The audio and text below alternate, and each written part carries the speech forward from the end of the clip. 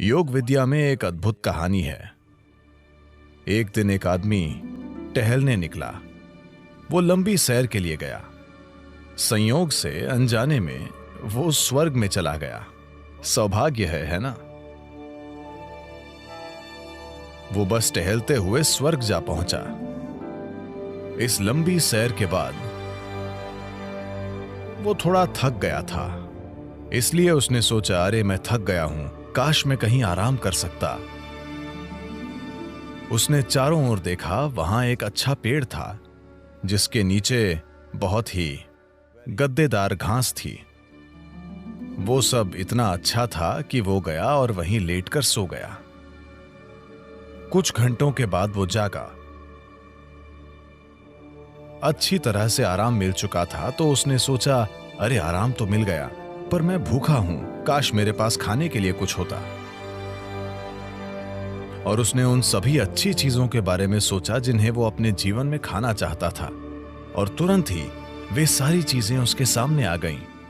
आपको यह समझने की जरूरत है कि वहां की सेवा ही ऐसी है। भूखे लोग सवाल नहीं पूछते। खाना आया और उसने खाया। पेट भर गया। फिर उसने सोचा, अरे मेरा पेट भर गया है, काश मेरे पास पीने के लिए कुछ होता। सभी अच्छी चीजें जो वो पीना चाहता था, उसने उनके बारे में सोचा और वे सभी उसके सामने आ गईं। पीने वाले भी सवाल नहीं पूछते, तो उसने पी लिया। अब थोड़ी शराब अंदर जाने के बाद, आपको पता है चार्ल्स डार्विन ने कहा था, आप सब बंदर थे, आपकी पूंछ गिर गई। मैंने नहीं, चार्ल्स डार्विन ने बताया कि आप सभी बंदर थे और आपकी पूंछ गिर गई और फिर आप इंसान बन गए। हां, पूंछ जरूर गिर गई, लेकिन बंदर जो मन स्थापित नहीं होता, उसे योग विज्ञान में हमेशा मरकट कहते हैं, क्योंकि मरकट का मतलब बंदर होता है। हम मन को एक बंदर क्यों कह रहे हैं? एक बंदर में क्या गुण होते हैं? बंदर के बारे में एक बात यह है कि वो बेवजह हिलता डुलता रहता है। बंदर के बारे में एक और बात है, अगर मैं कहता हूं आप किसी को देखकर बंदर की तरह कर रहे हैं, इसका क्या मतलब है? नकल करने वाला। बंदर और नकल, ये दोनों शब्द एक ही मतलब रखने लगे हैं। तो बंदर के ये दो बुनियादी गुण वाकई ऐसे मन के गुण भी हैं जो स्थापित नहीं है। गैर जरूरी हिलना डुलना, आपको ये बंदर से सीखना जरूरी नहीं है, आप बंदर को ये सिखा सकते हैं। और नकल, मन हर पल नकल करता रहता है। तो जब ये दोनों गुण होते हैं तो एक मन को बंदर कहा जाता है। तो ये बंदर उसके अंदर सक्रिय हो गया। उसने इधर उधर देखा और सोचा, ये क्या हो रहा है? मैंने खाना मांगा, खाना आया। मैंने पीने के लिए मांगा, शराब आई।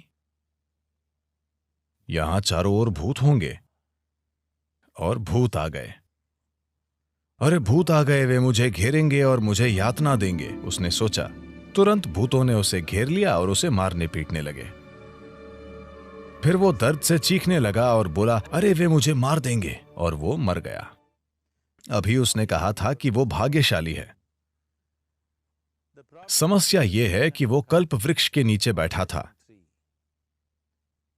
उसने खाना मांगा, खाना आ गया। उसने पीने के लिए कहा, शराब आई। उसने भूतों की बात की, भूत आए। उसने पिटाई मांगी, पिटाई मिली। और उसने मौत मांगी, वो मर गया। अब जंगल में इन कल्प वृक्षों की तलाश में मत जाना। इन दिनों मुश्किल से एक पेड़ दिखता है। एक अच्छे से स्थापित मन, एक मन जो संयुक्ति की स्थिति में होता है, उसे कल्प वृक्ष कहते हैं। अगर आप अपने मन को संगठन के एक निश्चित स्तर तक व्यवस्थित करते हैं तो ये पूरी प्रणाली को व्यवस्थित करता है। आपका शरीर, आपकी भावना, आपकी ऊर्जा, सब कुछ उसी दिशा में व्यवस्थित हो जाती है।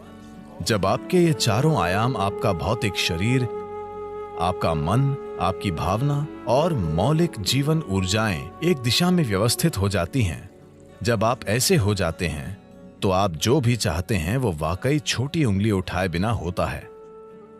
आपके काम करने से उसमें मदद मिलेगी, लेकिन कोई काम किए बिना भी activity you can still manifest what you want. आप वो बना सकते हैं जो आप चाहते हैं अगर आप इन 4 आयामों को एक दिशा में रखते हैं और कुछ समय तक उन्हें उसी दिशा में स्थिर रखते हैं। अभी आपके मन की समस्या है कि हर पल ये अपनी दिशा बदल रहा है। ये ऐसा है जैसे आप कहीं जाना चाहते हैं और हर 2 कदमों पर आप अपनी दिशा बदलते रहते हैं, तो आपका मंजिल तक पहुंचना बहुत मुश्किल है जब तक कि यह संयोग से न हो। तो अपने मन को व्यवस्थित करना और उससे पूरे सिस्टम को और अपने इन 4 बुनियादी आयामों को एक दिशा में व्यवस्थित करना, अगर आप ऐसा करते हैं तो आप खुद कल्पवृक्ष हैं।